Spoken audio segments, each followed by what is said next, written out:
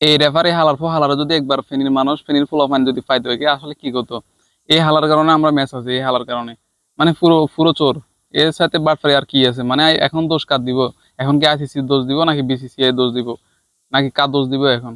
মানে ইজি একটা ম্যাচ, মানে এর একটা প্লান্টি প্লান্টি বাংলাদেশ পাওয়ার কথা ছিল, এবং কি সেটা দিয়ে বাংলাদেশ ম্যাচ ড্র করার কথা ছিল, কিন্তু এই সোরা রেফারির কারণে বাংলাদেশ হেরে গেল।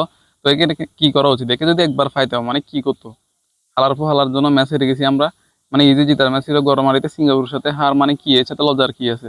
যেখানে হামদা চৌধুরী আছে, সে যেখানে ম্যাচ জেতার কথা আমাদের, সেখানে আমরা ম্যাচ হেরে যাই, এটা কোনো কথা বলা যায়? এটা আমাদের পয়েন্ট টেবিলে 1 নম্বরে থাকার কথা, এখন পয়েন্ট টেবিলে আমরা 3 নম্বরে আছি, ইন্ডিয়া আছে 6 নম্বরে। এটা আসলে ভাবাই যায় না, কল্পনার বাইরে।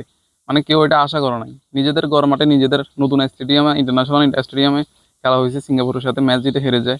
ম্যাচের একটা ড হলে অন্তত মানা যেত। এই সোরা রেফারির কারণে বাংলাদেশ ম্যাচ হারছে।